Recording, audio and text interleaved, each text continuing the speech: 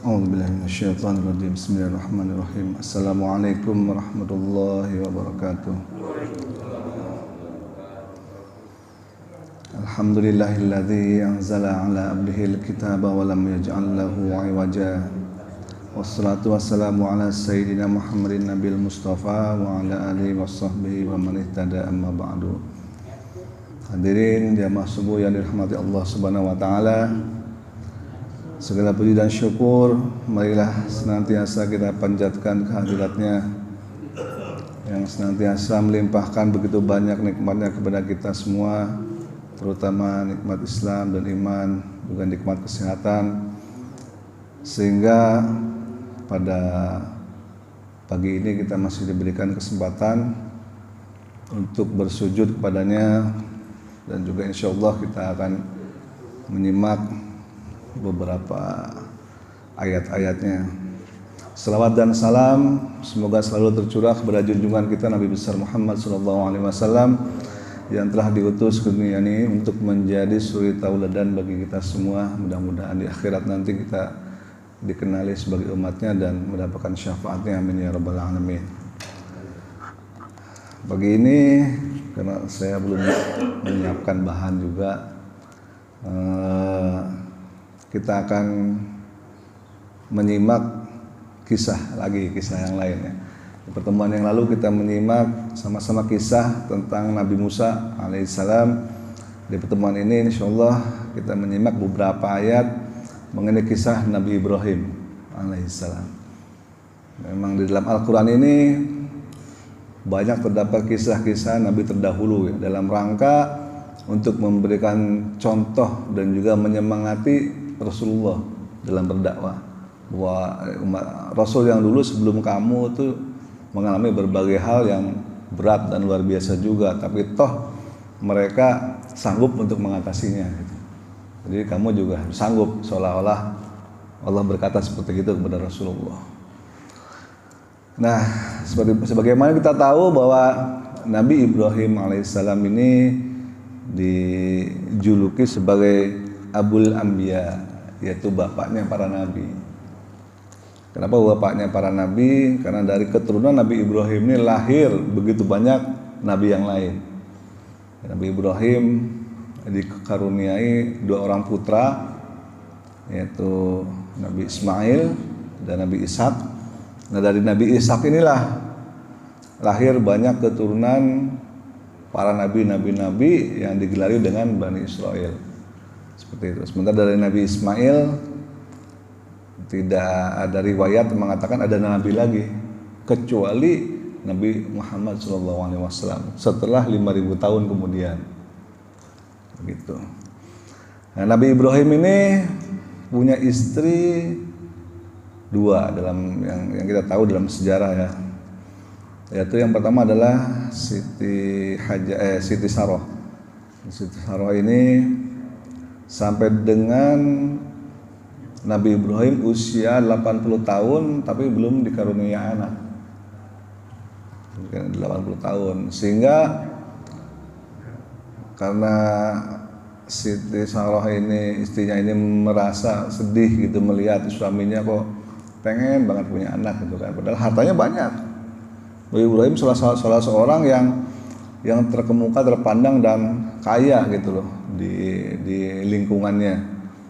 Sehingga karena Siti Saroh melihat Ibrahim ini suaminya sering kali sedih gitu kan, merenung kok nggak punya anak, udah umur sekian 80 tahun usianya. Akhirnya Siti Saroh berinisiatif kan, udah ayah kamu nikah lagi aja.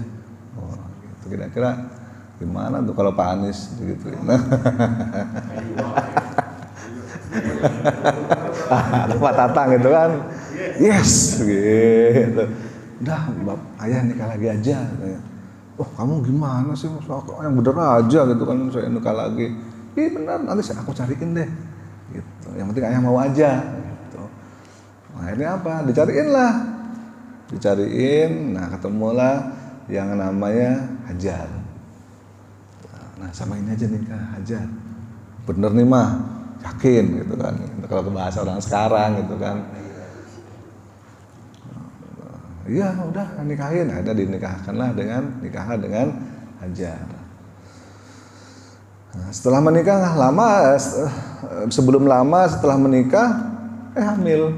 Nah, bener nih, seneng akhirnya kan, alhamdulillah. Akhirnya aku punya keturunan itu setelah sekian lama. Jadi memang syariat menikah lagi ini syariat dari dulu gitu, dan merupakan diimplementasikannya harus merupakan sebuah jalan keluar, way out, solusi di manakala ada hal-hal yang memang perlu dicarikan solusinya gitu. Tidak dijadikan sebagai hal untuk semena-mena, mumpung dibolehkan dan mumpung hartanya banyak dan sebagainya, jelas itu sebetulnya dilarang. Tapi kalau dijadikan sebagai solusi untuk jalan keluar sebuah masalah, seperti kasus Nabi Ibrahim ini, misalnya istri pertama kita nggak hamil-hamil dan nggak punya anak, dan kita pengen punya keturunan, ya tentu saja salah satu cara mungkin mengangkat anak. Tapi cara lain adalah kalau pengen punya anak kandung, ya karena beda ya anak kandung dengan anak angkat, sehingga cara lain adalah ya menikah lagi sehingga supaya bisa mempunyai keturunan. Karena betapapun harta kita berlimpah, jabatan tinggi, ya kan, dan sebagainya, tapi kalau nggak punya keturunan rasanya gimana gitu ya, hidup ini sepi, tidak ada yang kurang dalam kebahagiaan kita. Singkat cerita, menikah dan punya anak. Nah setelah punya anak, nah balik lagi ya, seperti kata Al-Quran kan, apalagi fankihu ma tabalakum minan nisa, silakan kamu nikahi wanita-wanita yang kamu senangi, matna wa thulatha wa ruba', 2, 3 atau 4. Wa in khiftum alla ta'dilu fawahidatan, jika kalian tidak sanggup untuk berbuat adil, satu aja. Kenapa? Karena Nabi Ibrahim sendiri begitu dia menikah dan punya anak, cemburu luar biasa istri pertamanya ini, Siti Sarah ini, cemburu banget. Aduh, kok kelihatannya lebih cinta ke sono ya. Nah, sebenarnya sih tidak, karena ini kan punya anak, sehingga Nabi Ibrahim saking bahagianya punya anak, saking senangnya punya anak, ya tentu saja namanya orang bapak kan udah 80 tahun usia, karena kan senang banget jelas kan gitu, sehingga seolah-olah cintanya terbagi, cintanya lebih cenderung ke sana dibandingkan ke sini. Padahal sebetulnya karena ada anak di sana, bukan karena ke istri muda gitu loh. Tapi tetap ya namanya orang wanita ya cemburu lah. Cemburuan ini Allah mendengar cemburian. Akhirnya Allah uji Nabi Ibrahim. Lebih cinta mana nih antara anak dengan Allah? Wah, ini ujiannya berat. Lebih cinta Allah atau lebih cinta anak? Kalau kita mungkin nggak sanggup melewati ujian ini gitu. Tapi karena seorang Nabi Ibrahim, dia sanggup melewati ujian ini. Akhirnya apa Allah perintahkan? Ibrahim, jadi sekali Allah memerintahkan ini untuk menyelesaikan dua problem sebenarnya. Satu kali melempar burung, satu kali melempar batu, 2-3 pulau terlampaui gitu istilahnya. Yang pertama adalah supaya Siti Sarah nggak cemburu lagi. Yang kedua untuk menguji sampai di mana kecintaan Ibrahim kepada Allah Subhanahu Wa Taala. Jadi ada dua hal. Sehingga Allah perintahkan Nabi Ibrahim dengan Hajar untuk pergi ke suatu tempat, pergi ke suatu daerah. Kita simak ayatnya. A'udzubillahi minasyaitonirrajim. Wa idz qala Ibrahim rabbi ij'al hadzal balada aminan wajnubni wa bani an na'budal asnam. Jadi Nabi Ibrahim ini surat Ibrahim ya, surat Ibrahim surat ke-14 ayat 35. Jadi Nabi Ibrahim diperintahkan untuk meninggalkan Siti Sarah, membawa anaknya dan istrinya yang istri keduanya Hajar dengan anak pertama Ismail dibawa ke sebuah tempat. Nah kan sampai di tempat tersebut, kemudian Nabi Ibrahim berdoa. Dan ingatlah ketika Ibrahim berdoa, ya Tuhan jadikanlah negeri ini negeri yang aman, dan jauhkanlah aku beserta anak cucuku agar tidak menyembah berhala. Rabbi innahunna adlalna katsiran minan nas faman tabi'ani fa innahu minni wa man 'asani fa innaka ghafurur rahim. Ya Tuhan, berhala-berhala itu telah menyesatkan banyak manusia. Barang siapa mengikutiku, maka orang itu termasuk golonganku, dan barang siapa mendurhakaiku, maka Engkau Maha Pengampun, Maha Penyayang. Kemudian lanjut dengan ayatnya, Rabbana inni askantu min dzurriyyati biwadin ghairi dzi zar'in inda baitikal muharram. Rabbana liqimus salata faj'al afidatan minan nasi tahwi ilaihim warzuqhum minat thamarati la'allahum yashkurun. Ini doanya yang luar biasa ini. Jadi Nabi Ibrahim diperintahkan oleh Allah Subhanahu wa taala meninggalkan istri pertamanya, ya, jadi istri keduanya dan anaknya disuruh pindah dari situ dengan tujuan satu supaya istri pertamanya enggak cemburu, yang kedua adalah untuk menguji sampai di mana keimanan dan kecintaan Ibrahim kepada Allah Subhanahu wa taala. Jadi Nabi Ibrahim disuruh pindah, disuruh hijrah. Nah, hijrah. Jadi semua nabi dan rasul itu pasti ada perintah hijrahnya. Suruh hijrah dan tinggal di suatu tempat. Di suatu tempat yang gersang, yang tidak ada pohon-pohonan. Sama sekali tidak ada air sama sekali. Makanya di sini beliau berdoa, ya Tuhan, sesungguhnya aku telah menempatkan keturunanku di lembah yang tidak ada tanam-tanaman di dalamnya, di dekat rumah Engkau, yaitu Baitullah yang dihormati. Ya Tuhan, yang demikian itu agar mereka melaksanakan sholat. Nah, ini udah ada syariat sholat di zaman Nabi Ibrahim. Maka jadikanlah hati sebagai manusia cenderung kepada mereka, dan berilah mereka rezeki dari buah-buahan, dan mudah-mudahan mereka bersyukur. Luar biasa nih doanya Nabi Ibrahim. Begitu sampai di tempat gersang, tandus, ya kan, tidak ada pohon-pohon apapun, tidak ada air di situ, sudah ditinggal begitu aja istrinya. Kamu di sini ya sama anakmu, aku pergi dulu. Kalau kita yang begitu, loh Bapak udah gila apa? Aku ditinggal di tengah-tengah gurun pasir begini sendirian berdua doang. Tapi Siti Hajar juga seorang yang luar biasa, orang bertakwa. Ditanya, ayah, gitu kan, ini perintah Allah apa bukan? Dia nanya gitu. Siapa ini perintah Allah? Oh ya sudah gitu aja. Jadi yang ditinggal, gitu aja. Nggak dibekalin apapun, nggak dibawain apapun. Nggak, ini mah untuk makanan, ini susunya untuk anak, ini apa, nanti dibikin ini rumahnya di sini dibuka. Enggak, gue taruh di situ tinggal udah. Bayangin ini istrinya, ini anaknya ditinggal di tengah gurun pasir yang tandus, yang air aja nggak ada, yang tumbuh-tumbuhan aja nggak ada, tidak ada apapun yang bisa dimakan. Tinggal begitu saja. Tapi karena ini perintah Allah, berangkat Ibrahim tinggalkan, walaupun dengan hati yang sedih banget.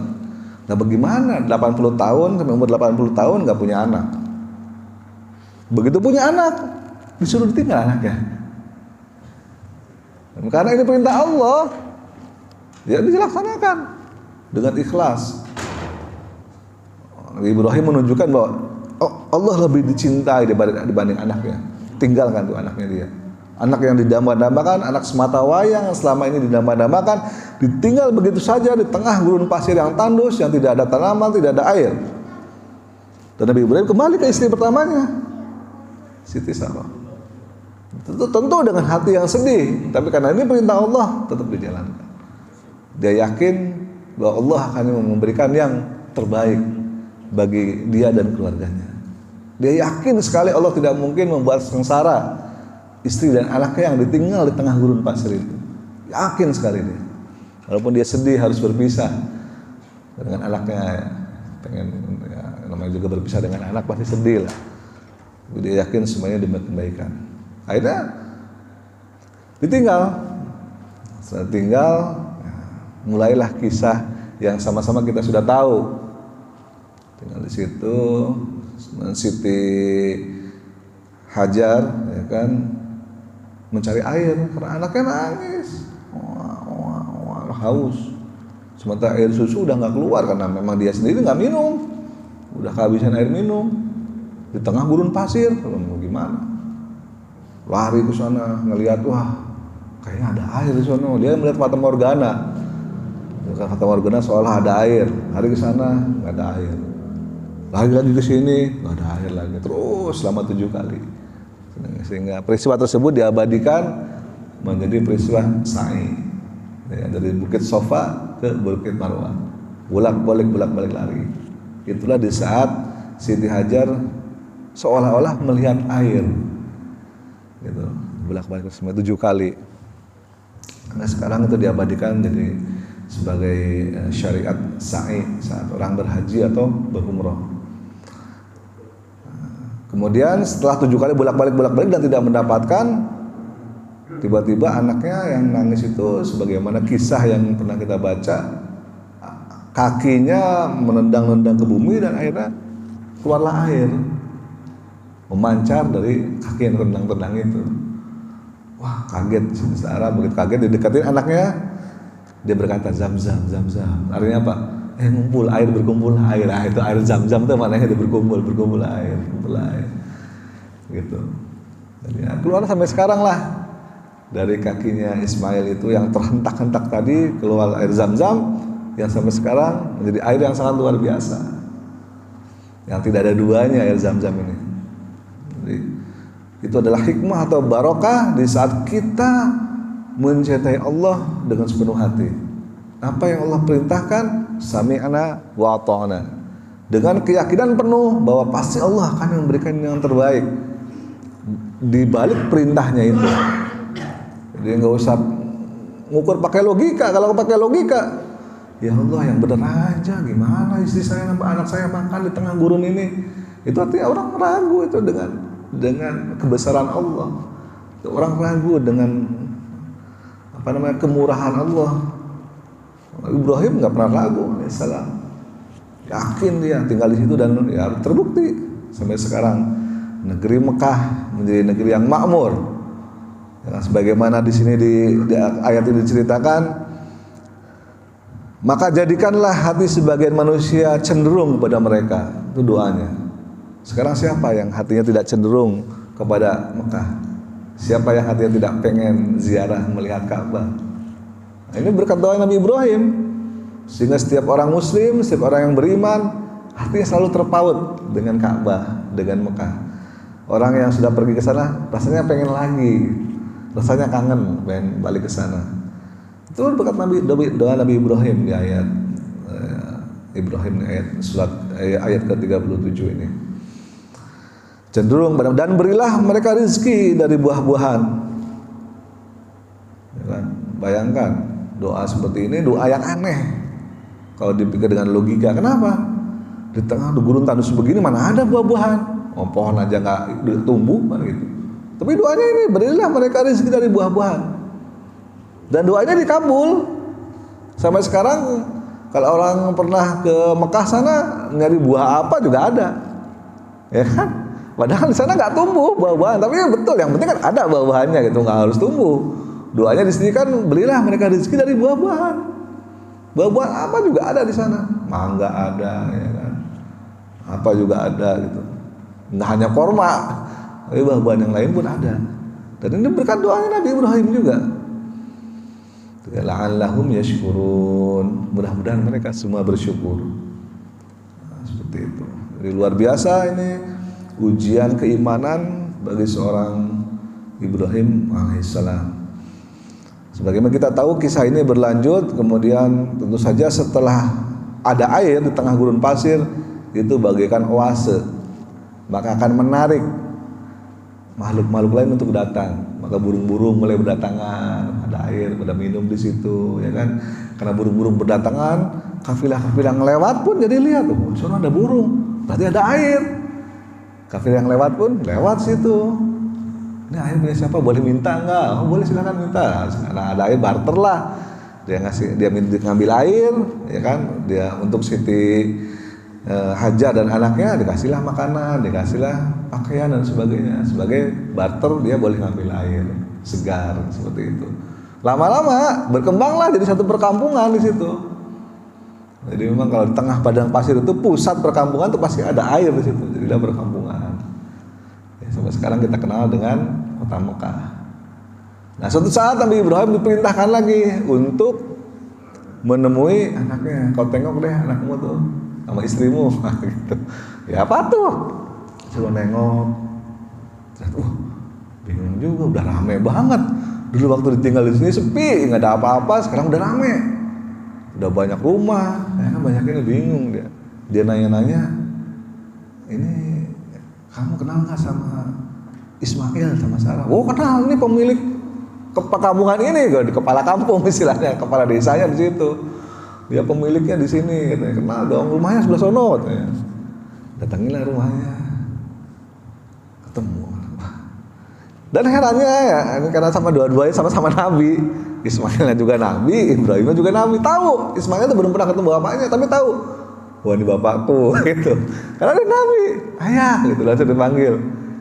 Ismail, gitu. Bapaknya juga tahu, walaupun anaknya dari kecil bayi, istilahnya masih bayi ditinggal, udah gede tahu ini anaknya, karena auranya beda. Berlukanlah gitu ketemu Ibrahim dengan Ismail. Kira-kira umur Nabi Ismail waktu itu sekitar 10 tahun, kalau nggak salah menurut sejarah, masih kecil sekitar 10 tahun. Tapi udah paham, maksudnya udah balik gitu, udah paham untuk ini. Ya, ketemulah dengan anaknya, ketemulah dengan istrinya, senang-senang ngobrol gini-gini gitu.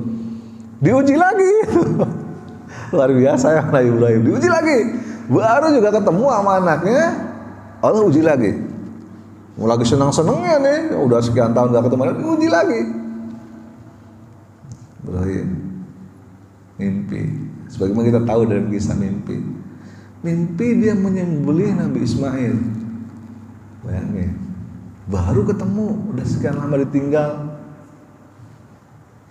disuruh potong lehernya. Ini yang bener aja gitu kan. Ya Allah, apa ini kok tega bener, sadis bener. Nah kalau kita yang mikir pasti begitu. Ya Allah yang bener aja gitu kan. Masa anak semata wayang gini kok disuruh disembelih. Mimpi hari pertama mimpi mungkin ini kembang tidur gitu kan. Hari kedua mimpi lagi, mimpi yang sama. Jadi kalau beliau seorang nabi, beliau tahu mimpi seorang nabi adalah suatu hal yang benar. Nabi Ibrahim menyadari, tapi masa iya sih ya gitu loh. Tetap meragukan, masa iya sih gitu kan. Tapi udahlah, mungkin ini besoklah mimpi lagi ya sama. Ini benar, ini pasti ini perintah. Tapi oke, apa ini yang mesti dilakukan kan gitu. Walaupun ini perintah dan Nabi Ibrahim ingin melaksanakan, tentu tidak semata-matanya di sini loh. Enggak, gitu kan. Dia tanya Ismail, anakku Ismail, iya ada apa ayah? Aku bermimpi. Mimpiku mimpi yang sama dan 3 hari berturut-turut.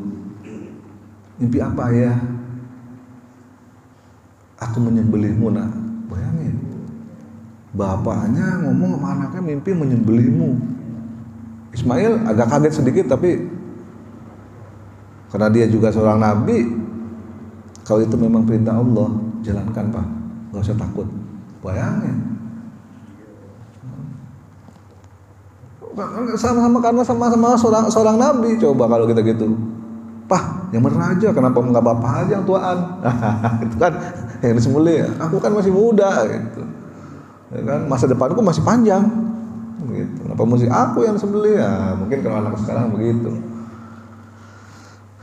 Akhirnya ya udah nak, kamu ini ya silakan Pak, insya Allah aku termasuk orang-orang yang sabar. Itu ada diabadikan juga doanya dalam Al-Quran. Akhirnya sebagaimana kita tahu kisah ini, ya dibawalah. Nah, tapi jangan bilang sama ibumu ya, nggak bilang sama ibunya. Nanti ibumu takut histeris, takut stres kalau mendengar ini, kata. Ya ayah nggak bilang. Singkat cerita, ya nggak ngomong tuh berdua sama istrinya, sama ibunya. Pergi aja ke bukit. Sebagaimana kisah ini kita tahu ya. Tapi sebelum mereka pergi, iblis datang menggoda. Tiba-tiba di tengah perjalanan iblis muncul. Mau kemana kalian?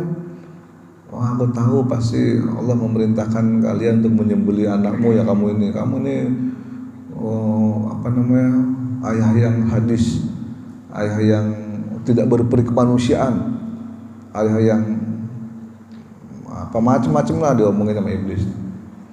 Kemudian dilimparilah iblis itu dengan batu oleh Nabi Ibrahim dan Nabi Ismail, sehingga iblis itu lari tunggang-langgang. Peristiwa itu diabadikan juga menjadi peristiwa ya balang lempar jumroh. Nah, 3 kali ya. 3 kali. Muncul lagi iblis, goda lagi, lempar lagi pakai batu, muncul lagi, bukan 3 sampai 3 kali. Barulah sampai ke bukit tempat peristiwa penyembelihan terjadi. Diabadikan dengan 3 kali syariat balang atau lempar jumroh apa? Aqobah, Wusta. Itu lagi apa? Ula. Yang pertama ula, Wusta sama Aqobah. Nah, kemudian sebelum nyampe ke bukit itu iblis, wah ini berdua ini udah nggak bisa nih digoda kayaknya. Benar-benar kuat imannya nih. Coba ke istrinya, ke bini. Dikasih tahu sama iblis. Hajar, tahu nggak kamu kemana Ibrahim sama Ismail? Enggak. Tahu nggak itu Ismail mau disembelih itu sama suamimu. Hah? Kenapa begitu? Ya Allah perintahkan. Oh, kalau perintah Allah ya udah biarin aja. Lah, malah bininya juga begitu. Iblis bingung juga. Ini gimana nih? Seluruh keluarga kok kagak anaknya, kagak bininya, kagak bapaknya. Ini sama semua, gila semua gitu kan. Ya udah biarin kalau perintah Allah, nggak apa, gue ikhlas Pak ya. Gitu. Udah, ada iblis sudah nggak bisa lah menggoda mereka itu, udah. Ya, terjadilah sembelih dan digantikan dengan kibas atau kambing. Di dalam peristiwa sejarah itu ada 2 ya kalau nggak salah, 2 binatang yang muncul secara tiba-tiba. Salah satunya adalah kambing itu. Sembelih, tring, muncul gitu kan. Dan tiba-tiba entah dari mana asalnya. Yang kedua peristiwa untanya Nabi Sulaiman. Ya kan, waktu di zaman itu kan kaum Bani Ad, kaumnya Nabi Soleh kan, Bani Ad itu mereka tuh para pemahat yang seniman pahat yang luar biasa lah. Apa juga bisa dipahat, sampai rumah-rumah mereka juga mahat dari batu itu jadi rumah, dibentuk pintu, dibentuk jendela, dibentuk ornamen segala macam, jadi rumah-rumah yang sampai sekarang kita masih bisa lihat jejak-jejaknya itu di daerah Yordan. Itu karena saking bangganya mereka memahat, jadi ahli pahat itu, Allah nggak tanggung-tanggung.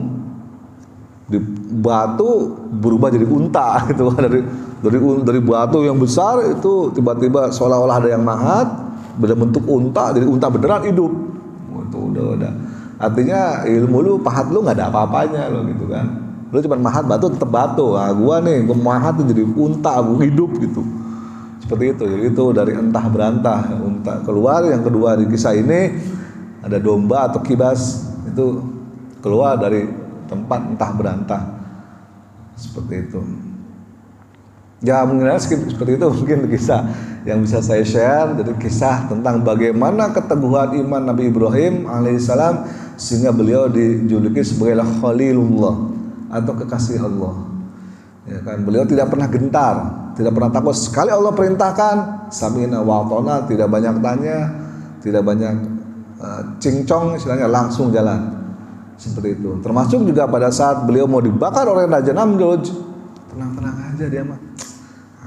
Tenang aja. Karena dia udah yakin banget dengan perintah Allah. Allah pasti bantu saya. Tenang aja, nggak ada rasa gentar, nggak ada rasa takut. Padahal api udah begitu besar, nggak ada rasa takut dan nggak ada gentar sedikit pun. Karena beliau udah sangat yakin Allah pasti membantu, Allah pasti akan menyelamatkan. Selama dia berada di dalam jalan kebenaran, seperti itu. Dijuluki sebagai Khalilullah. Bahkan yang lucu itu ada kisah terakhir pas Ibrahim alaihissalam mau dicabut nyawanya, diutuslah malaikat Israil. Semua nabi ini sama. Beliau sama bahwa kalau seorang nabi mau dicabut nyawanya, dia akan dikasih pilihan dulu, ditanya dulu, kamu mengizinkan nggak aku untuk menyabut nyawamu? atau kamu mau tetap tinggal di dunia ini? Apa katakan Nabi Ibrahim? Nabi Ibrahim mengatakan, gimana ya katanya? Masa iya katanya, orang yang dicintainya kok dibunuh, gitu loh. Karena Nabi Ibrahim tahu bahwa Allah tuh mencintai dia dan dia juga mencintai Allah, saling mencintai. Masa iya orang yang dicintainya kok dibunuh? Malaikat Israel bingung, gimana jawabnya ya? Gitu. Balik lagi dia, lapor, ya Allah, gimana nih? Nabi Ibrahim berkata seperti itu, masa iya orang cintai dibunuh? Kata Allah, bilang sama Ibrahim, masa iya orang yang mencintai nggak mau ketemu dengan orang yang dicintainya? Oh, Allah nggak kalah juga argumennya. Datang lagi ke Nabi Ibrahim, balik Ibrahim. Kata Allah, kalau engkau mencintai Allah, masa iya engkau tidak mau bertemu dengan yang engkau cintai? Bukankah engkau pengen bertemu dengan yang engkau cintai? Oh iya, ya udah deh, nah, gitu, simpel. Akhirnya diizinkanlah Malaikat Israel untuk mencabut nyawanya. Karena kenapa? Ibrahim sangat mencintai Allah SWT. Dia pengen bertemu. Itulah yang didamkan oleh setiap orang yang beriman, pengen bertemu dengan Allah. Jadi kalau orang beriman itu salah satu cirinya nggak takut mati, Pak. Kenapa? Karena mati itu bahagia, itu tidak sengsara. Jadi kalau orang mati sengsara, itu tandanya orang itu tidak begitu yakin bahwa negeri akhirat itu lebih nikmat dibanding negeri dunia. Nah, di dunia ini orang untuk mencapai segala sesuatu harus berusaha dulu. Itulah sunatullah. Nah, sunatullahnya orang pengen punya duit ya mesti kerja, orang punya makan ya mesti kerja, orang pengen sembuh ya mesti berobat. Orang pengen apa juga mesti ada effort yang dikeluarkan. Itulah gak enaknya di dunia. Tapi kalau di akhirat, di surga, kita nggak ada effort. Pengen apa juga udah ada sendiri, gitu. Gitu bedanya. Makanya kalau orang betul-betul beriman, betul-betul yakin dengan kehidupan akhirat yang abadi, yang nikmatnya begitu dahsyat, enakan mati, gitu. Karena selesai tugasnya semua. Dan Allah Subhanahu Wa Taala menciptakan 100 macam nikmat. Yang satu nikmat diturunkan ke dunia ini dan dibagi ke seluruh makhluknya. Yang 99 nanti di akhirat. Bayangkan betapa nikmatnya. Di sini kita yang satu macam ini aja 1% udah rebutan, ya kan?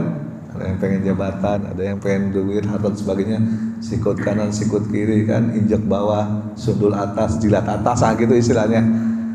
Sampai dia bisa mendapatkan yang sedikit itu. Pada di akhirat 99%. Bayangin. Jadi nggak ada kalau yang paham para nabi, para rasul, para aulia, para syuhada, Allahu Akbar, mati surga, ya kan? Kalau nggak mati, ya alhamdulillah masih tetap bisa beramal di dunia ini. Kira-kira seperti itu. Mungkin itu saja sekelumit kisah Nabi Ibrahim alaihissalam. Mudah-mudahan menjadi contoh iktibar bagi kita semua bahwa dalam menjalankan perintah Allah kita harus sami'na wa ata'na. Mau sebanyak tanya jalanin aja semampu kita, sebisa kita. Tuh. Silakan kalau ada yang bertanya sebelum saya tutup. Pak Tatang.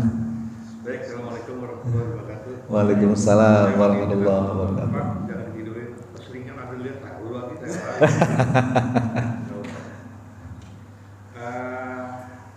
Yang menjadi pertanyaan saya, kapan dibangunnya Ka'bah? Kapan dibangunnya Ka'bah? Itu dulu saya satu itu nanti ada lagi. Oh ya, oke. Ya, baik, dalam ayat ini tadi ayat yang saya bacakan Ainda baitikal muharram. Dari Nabi Ibrahim berdoa, sesungguhnya aku telah menempatkan sebagian keturunanku di lembah yang tidak mempunyai tanam-tanaman di dekat rumah engkau atau Baitullah. Artinya Nabi Ibrahim tahu di situ Baitullah, di situ ada Ka'bah. Yang Ka'bah itu sudah rata dengan tanah memang, Tapi tahu ada Ka'bah. Kenapa rata dengan tanah? Karena menurut riwayat Ka'bah itu hancur saat banjir besar Nabi Nuh. Jadi Ka'bah itu dibangun pertama kali adalah bahkan sejak sebelum Nabi Adam turun ke bumi. Itu sudah ada dibangun Ka'bah. Bangunannya tidak seperti sekarang berbentuk kubus. Dulu persegi panjang, Pak. Zaman Nabi bentuknya persegi panjang. Kalau sekarang kan kubus ya. Panjang dan lebarnya sama. Kalau dulu aslinya tuh panjang dan lebarnya nggak sama. Bentuknya persegi panjang. Jadi waktu Nabi Adam turun ke bumi terpisah dengan Hawa dan bertemu di namanya Jabal Rahmah di Arafah, itu ketemu di situ. Dan di situ kemudian dia menuju ke Mekah, sebenarnya udah ada bangunan Ka'bah di situ. Dan disitulah jadi pusat tempat tinggalnya mereka juga. Dan kemudian menurut cerita bahwa Ka'bah ini hancur pada saat Nabi Nuh ada banjir bandang besar, itu hancur rata dengan tanah dan dibangun lagi oleh Nabi Ibrahim. Di dalam surat Al-Baqarah ada dijelaskan, wa idz yarfa'u Ibrahimul qawa'ida minal baiti wa Ismailu rabbana taqabbal minna innaka antas samiul alim. Dan ingatlah wa idz yarfa'u, dan ingatlah ketika Nabi Ibrahim dan Ismail yarfa'u membangun kembali. Ya, dan qawa'ida pondasinya Ka'bah sambil berdoa rabbana taqabbal minna, ya Allah kabulkanlah apa yang ingin kamu dekatkan, sungguh Engkau Maha mendengar dan Maha mengetahui. Sambil berdoa berdua sama Ismail. Nggak setelah bertemu ini, ya kan, setelah peristiwa Nabi Ismail disembelih nggak jadi, itu kalau dilanjut peristiwanya, bangunlah di situ, dibangunlah kembali bangunan Ka'bah berdua dibangun. Sampai-sampai saking beratnya batu, ngangkat batu itu kaki Nabi Ibrahim melesak ke dalam batu yang sampai sekarang diabadikan ya dengan Maqam Ibrahim. Itu tempat telapak kaki Nabi Ibrahim saat mengangkat batuan Ka'bah, bangun Ka'bah itu saking beratnya sampai melesak. Nah, seperti itu jadi dibangun kembali di zaman Nabi Ibrahim, tapi dengan bentuk seperti aslinya, bentuknya berjuru sangkar ya, kotak, tapi memanjang, begitu. Soalnya kalau kita lihat dari sana antara Ka'bah dengan sumur Zam-Zam ya, itu diperkirakan hanya sekitar 20 meter. 20 meteran ya. 20 meter, terus untuk dari air Zam-Zam ke Maqam Ibrahim itu sekitar 10 meteran. Iya. Nah, terus dari air Zam-Zam itu ke Safa Marwah itu sekitar 30 meteran. Iya. Safa Marwah itu panjangnya 120 meter. Jadi 7 kali 120 meter bolak-balik. Iya. Jadi itu, makanya saya takut tadi kapan dibangunnya tadi Ka'bah itu. Tapi kalau tadi sudah di zaman Nabi Adam sudah di titik itu, sudah di koordinatnya itu sudah ditentukan oleh Allah di situ. Iya. Allah alam. Itu kalau secara logika berapa tuh? Nggak bisa. Kita pakai logika. Karena kita lihat titik Maqam, titik air Zam-Zam sama Safa Marwah itu berdekatan di situ. Betul. Itu aja Pak. Baik. Terima kasih. Ada lagi yang lain? Pertama silakan Pak Anies. Terima kasih Pak. Kita mendengar kisah Nabi Nabi Ibrahim yang terbukti bahwa iman seorang Nabi memang begitu besar. Nabi Ibrahim dia diberikan ujian begitu berat, beliau menjalani dengan begitu ikhlas. Kalau kembalikan kepada manusia, dalam perintah puasa kan perintah kepada orang-orang yang beriman dari puasa. Jadi hanya pada orang beriman. Nah, kita yang beriman bahwa berikan perintah menjalankan ibadah, menjalankan puasa, kita juga merasa terbebani gitu. Nah, itulah terbukti bahwa memang iman kita memang harus ditempat terus ya. Nah, pertanyaan saya di Al-Baqarah 153, 54, 55 ya. 155 ya. Itu Allah menghendaki bagi orang-orang yang sakit atau yang musafir menggantikan bilangan puasanya pada hari-hari yang lain. Kenapa tidak memberikan atau menghendaki? Itu kira maknanya apa? Bukan memberikan kemudahan, tapi menghendaki kemudahan. Kalau tidak salah itu di Al-Baqarah 155. 1885. Ya, di ayatnya kan yuridullahu bikumul yusra wala yuridu bikumul usr. Allah menghendaki kemudahan bagimu, tidak menghendaki kesulitan bagimu, kan gitu. Ya, kemarin udah saya jelaskan sebetulnya. Jadi sebetulnya syariat puasa itu di ayat 183 itu mengatakan kutiba alaikumusiyam kama kutiba alal ladzina min qablikum. Jadi kamu sudah ditetapkan untuk melaksanakan puasa sebagaimana umat-umat terdahulu. Jadi umat terdahulu itu puasanya cuma 3 hari setiap bulan dan itu wajib. Yang sekarang dikenal dengan Ayyamul Bid, tanggal 13, 14, 15 setiap bulan Hijriah. Ya kan? Dan itu wajib. Itu belum ada puasa Ramadan waktu itu. Jadi semua baik Yahudi, Nasrani, termasuk umat Islam itu sama syariatnya. Bahkan di masa itu umat Islam sholatnya pun masih menghadap ke Baitul Maqdis, belum menghadap kiblat. Menghadap Baitul Maqdis dan puasa syariat puasanya sama, sehingga orang Yahudi berpikir kita nggak jauh beda. Kalaupun Allah marah nggak semarah itu kayak gitu. Kenapa orang puasanya masih sama? Ya kan, sholatnya juga menghadapnya masih ke sono, sama juga dengan syariat mereka. Artinya kalaupun Allah marah ya nggak marah-marah banget lah, masih sama gitu kan. Nah, tapi begitu Ka'bah dipindahin, begitu kiblat dipindahin dari Baitul Maqdis ke Ka'bah, komplain mereka, loh, udah ada apa ini? Yang bener aja. Kok jadi madep ke sono, bukannya madep ke sono tadinya? Gitu loh. Satu dipindahin. Ribut mereka kan. Yang kedua, diganti juga syariat puasanya. Yang tadinya sama dengan mereka 3 hari setiap bulan selama setahun, tiba-tiba dikumpulkan jadi satu bulan Ramadan selama 1 bulan penuh. Ya kan? Coba sekarang kalau 3 hari selama setahun, 12 kali 3 berapa hari? 36 hari dalam setahun, ya kan? Tapi di Ramadan dikumpulkan 1 bulan. Maksimum berapa hari? 30, kan berkurang. Gitu loh. Makanya itu yuridullahu bikumul yusra wa la yuridu bikumul usra. Allah ingin mempermudah kamu, bukan mempersulit kamu. Dikumpulkan 1 bulan, tentu lebih enak 1 bulan kumpul. Sekaligus berat dari awal sampai akhir udah selesai, habis itu udah enggak. Ya kan dibandingin 3 hari kan suasana puasa, ya enggak kerasa kalau cuma 3 hari gitu loh. Tapi kalau dikumpulin dalam 1 bulan, suasana puasa tuh enak, terasa. Karena semua orang puasa di bulan itu. Ya kan? Sebagaimana kita rasakan nanti, bentar lagi nih, menjelang buka, bagaimana ramainya. Kalau malam, bagaimana orang khusyuknya, ya kan, baca Quran, ada yang tarawih dan sebagainya. Berasa kalau 1 bulan penuh. Tapi kalau dipotong-potong gitu kan, nggak berasa jadinya. Yuridullahu bikumul yusra wa la yuridu bikumul usra. Allah ingin mempermudahmu, bukan mempersulit. 1 bulan itulah dikumpulkan jadi satu, sehingga karena sama rame-rame semua, sehingga terasa semangat puasanya karena semua orang puasa, ya kan, terasa semangat. Di saat buka bersama itu nikmat, di saat tarawih bersama itu nikmat. Itu 1 bulan penuh. Betul. Dan itu pun berkurang dari 36 hari menjadi 30 hari. Seperti itu. Adapun orang yang sakit, yang tadi ataupun perjalanan, jadi silakan dipermudah. Ya kan, boleh tidak berpuasa di bulan Ramadan itu, tapi tentu harus diganti di bulan yang lain. Seperti itu. Ya kalau memberikan, artinya kita bebas memilih kan, bisa hari saya puasa, besok tidak, bisa lah kalau dikasih di analoginya begitu ya. Kalau kita simpulkan memberikan artinya kan kasih kemudahan.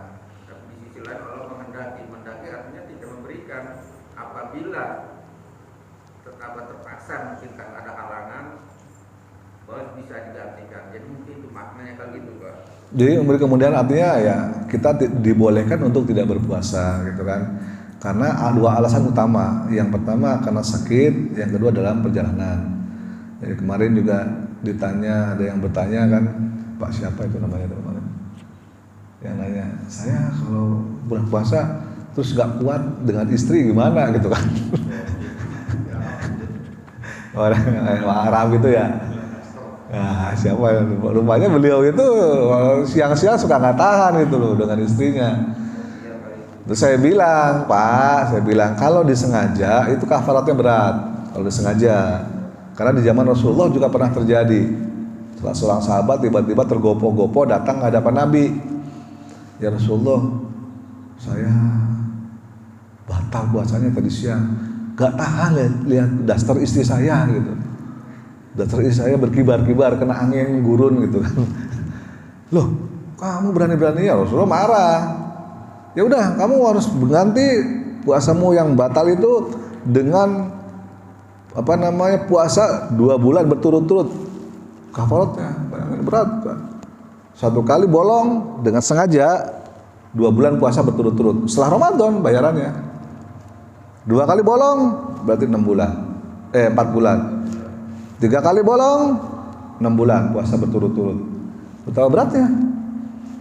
Waduh, ya Rasulullah, puasa Ramadan yang sebulan aja saya bolong, nggak kuat. Apalagi suruh puasa 2 bulan, mana kuat saya gitu kan? Kamu itu kata Nabi. Ya sudah, kalau kamu nggak kuat puasa 2 bulan berturut-turut, kamu kasih makan orang miskin 60 orang, sentuh 1 kali bolong. Ya kan, 2 kali bolong 120 orang miskin kasih makan. 3 kali bolong ya dikali-kaliin aja. Waduh ya Rasulullah, gimana saya nggak punya uang sebanyak itu untuk ngasih makan orang miskin. Kamu ini gimana, puasa nggak kuat, suruh ngasih orang makan orang miskin juga nggak kuat. Jadi mau apa? Ya terserah Nabi aja lah, istilahnya gitu. Ya udah, akhirnya Rasulullah masuk ke dalam, ngambil kurma sekarung kecil lah, sekresek gitu kurma. Nih kurma, kamu bagikan sebagai sedekah ke penduduk desamu. Ini sebagai bayaran atas kamu bolong puasa. Bilang, ya Rasulullah, aku ini yang paling miskin di desaku. Jadi yang membutuhkan kurma ini, aku lebih membutuhkan dibandingin mereka semua. Aduh, ya sudah, kamu makan dah sama keluargamu di rumah, udah gitu, udah sebagai kafaratnya itu, udah gitu. Jadi artinya membolong puasa itu ya nggak bisa disepelekan gitu loh, apa namanya, dendanya kalau boleh dibilang, yang sehingga ada ulama yang ngakalin Pak, ya namanya itulah enaknya agama Islam tuh bisa diakalin. Ngakalinnya gimana? Saya nggak tahan nih, kayaknya pengen ini, ya udah safar aja, simpelnya ke Bandung gitu misalnya, simpelnya gitu, sehingga sampai dengan mencapai jarak di mana kita boleh puasa tapi membayarnya hanya 1 kali. Misalnya, waduh saya nggak tahan nih, lagi pengen misalnya gitu, lagi Roger terus kalau kata Pak D gitu kan, malamnya habis ditotok Roger terus nih, puasa lagi gitu kan, gimana caranya? Ya udah mah kita ke Bandung yuk gitu, jalan aja ke Bandung gitu kan, sampai mencapai jarak boleh batal lah di Bandung, silakan check in di hotel segala macam gitu, bayar puasanya hanya sehari aja, nanti dibayar tetap di hari lain. Ya, seperti ada yang jadi itu syariat boleh, silakan gitu, nggak ada masalah kalau memang nggak tahan. Tapi kalau misalnya ini ya diusahakan lebih enak puasa di bulan puasa daripada puasa di bulan lain. Kalau puasa di bulan puasa sebetulnya godaannya sedikit, karena sebagian besar orang puasa kan, datang ke masjid, ya semua orang pasti puasa di masjid. Nggak mungkin tergoda, nggak ada yang makan, nggak ada yang minum, nggak ada yang ngerokok gitu. Lain kalau kita puasa sendirian di bulan selain bulan Ramadan, ngelihat ini tahu-tahu ada yang ngundang kawinan, nggak jadi puasa gitu kan. Tahu-tahu ada yang bawa kepala ikan ke sini, nggak jadi puasa juga misalnya. Tahu-tahu ada yang bawa rendang dan sebagainya gitu loh. Yang mau menjadinya puasa, jadi nggak puasa, godaannya lebih banyak. Tapi kalau puasa di bulan Ramadan, godaannya sedikit, pahalanya makin banyak gitu. Yang pahalanya banyak, yang dosanya diampuni dan sebagainya. Pokoknya lagi diskon besar-besaran tuh bulan Ramadan ini Allah kasih ke kita. Sayang kalau dilewatkan kesempatan ini. Seperti itu Pak. Oke, ada penjelasan, ada pertanyaan lain? Oke, kalau tidak ada, jadi kalau puasa itu bisa diakalin ya? Bisa Pak, semua syariat bisa diakalin, termasuk juga zakat. Banyak kalau mau akal-akal. Nah itulah kalau para ulama ngutak-ngutik. Ya kan? Zakat misalnya zakat mal itu syaratnya 2, ada harus haul dan harus nisab. Haul itu mencapai 1 tahun, nisab itu mencapai kadar harta kita. Kadarnya misalnya harta kita minimal 50 juta. Kalau kita punya tabungan 50 juta mencapai setahun, ya kita harus bayar zakat mal 2,5%. Gitu. Tapi begitu kita tahu, bulan depan udah mau haul nih setahun, 50 juta. 50 jutanya traktir makan-makan sana. Kan berkurang di 49 juta, nggak kena lagi. Itu bisa tidak kalah-kalin namanya. Kan kalau puasa itu kan perintahnya Allah. Iya. Kalau kita harus berpuasa, tapi kita ngakalin nih perintah Allah nih dengan tadi itu dosa nggak? Ya, sama urusan dengan Allah gampang, tinggal minta ampun aja. Nah, seperti saya ngakalin Pak Anies, ya. Pak Anies gini-gini, tato udahlah kita gampang, sebelah saya ada Pak Atok inilah, kan gitu. Ngakal-ngakalin supaya cepat bisa keluar gitu. Kan itu pasti dosa karena membohongi diri sendiri. Apalagi perintah Allah dibohongi oleh kita sendiri, ya kan? Saya yakin itu pasti dosa. Bahir. Tapi Bapak juga harus yakin, Allah Maha Pengampun. Udah gitu. Iya, Allah Maha Pengampun. Tapi kalau sudah Allah Maha Pengampun seperti gitu, kok masih kita akal-akalin untuk kuat? Hanya kepengen kita melihat dasar berkibar saja. Udah yuk kita ke Bandung. Itu kan nggak tahu namanya. Iya. Biasanya pada akal kalau gitu. Udah kita ke Bandung, masih pengen lagi. Udah, yuk kita ke Medan yuk. Bagaimana Pak Chandra kebiasaan pengalaman? Jadi seperti itu Pak. Kalau menurut keyakinan saya, kalau kita juga dapat perintah dari Allah untuk melaksanakan, tapi kita masih ngakalin, saya yakin itu pasti dosa. Ya Pak Chandra ya? Iya. Itu maksud saya Pak. Jadi bahwa kita yakin Allah itu Maha Pengampun dan Maha Pengasih. Tapi dengan kita ngakal Allah ini kita akalin bagaimana orang yang gitu. Itu aja Pak. Siap. Ya gitulah emang namanya Allah kan seperti ayat tadi yuridullahu bikumul yusra wala yuridu bikumul usra. Allah tidak ingin menyulitkanmu tapi ingin mempermudahmu. Walaupun diakalin seperti apapun tetap toh kita juga harus membayar gitu kan. Artinya seperti itu. Kita ya salah sendiri kalau kita bolong di bulan Ramadan, nanti di bulan lain tetap harus bayar. Puasa yang bolong itu gitu loh. Ya kan, bukan berarti kita nggak puasa di bulan Ramadan terus nanti nggak bayar, nah itu yang dosa, tetap harus bayar. Tapi bagaimana caranya mengakalin dalam arti bayarnya nggak banyak, nggak 2 bulan, tapi cuma sehari gitu. Bolongnya sehari ya bayarnya sehari, bolong sehari bayar 2 bulan kan berat banget itu. Jadi bayarnya batal kita puasa itu kan bisa 1 tahun itu loh ya bayarnya, bukan misalnya habis Syawal itu bayar utang itu kan enggak. Iya. Kan dalam 1 tahun itu kan utang kita di saat puasa Ramadan itu kan harus terbayar. Iya. Jadi kalau bisa gitu, kalau orang yang pintar ngakalin, ya puasa misalnya kan 30 hari, dia nggak puasa di tengah bulan puasa, nanti akan dibayar bulan-bulan lain. 1 bulan ini misalnya Januari 3 kali puasa, ya kan? Sampai 10 bulan baru 30 hari, gitu kan? Jadi tetap aja tuh kalau orang otaknya imannya nggak benar, kalau saya tuh iman nggak benar tuh manusia kayak gitu.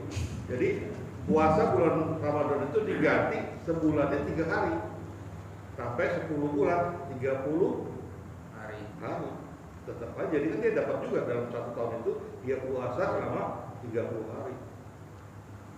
Bulan Ramadan ini gila, nggak enak justru, nggak dapat terawih, nggak dapat pahala, nggak dapat diskon Pak kalau gitu. Iya, tapi kan nggak dapat diskon. Tapi kan kalau itu kan puasa, kan sekarang puasa ya kita puasa. Kan malamnya dia bisa ikut terawih, bisa ikut tadarusan, bisa. Tapi pas siang punya puasa, nggak berkuat lagi lihat ini. Jadi di perintah puasa udah jelas, ayo orang beriman. Nah kalau saya beriman, saya nggak mau ngakak-ngakali. Nah iya. Mana loh Pak posisi kita pada saat ayo orang beriman, saya posisi pada saat bulan puasa, saya posisi saya orang beriman apa? Banget. Iya. Artinya dia kebanggaan itu saya nggak mau ngakak-ngakali. Iya. Ya kalau itu Bapak Pak Anies. Tapi kalau yang lainnya nggak tahu pacaran bertinggalan nggak tahu. Contohnya baca. Nggak bisa. Jadi seperti itu. Jadi kembali lagi.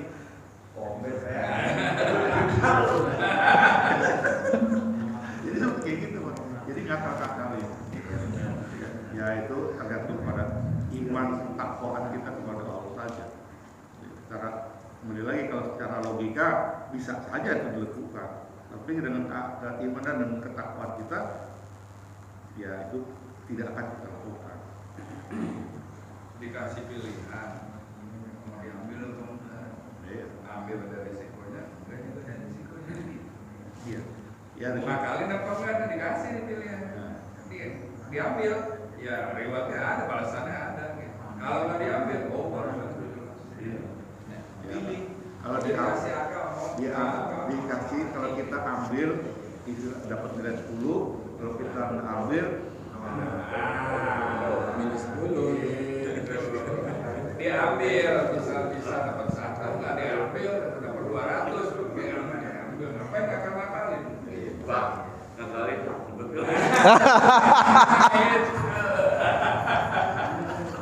udah begini Dikasih pilihan, Pak. Udah dikasih Mau gini. tangan. Udah dikasih begini pakai M16 itu. Kasih pilihan, Pak. Mau diletakkan topinya apa enggak gitu. Oke lah, udah karena waktu udah syuruk, kita lanjutkan ngobrol-ngobrolnya di luar mungkin. Saya tutup aja, terima kasih atas perhatiannya. Mohon maaf kalau saya ada kesalahan, mudah-mudahan bermanfaat bagi semuanya. Kita tutup dengan doa kafaratul majlis. Subhanakallahumma asyhadu an la ilaha illa anta astaghfiruka wa atubu ilaik. Billahi taufiq wal hidayah. Wassalamualaikum warahmatullahi wabarakatuh.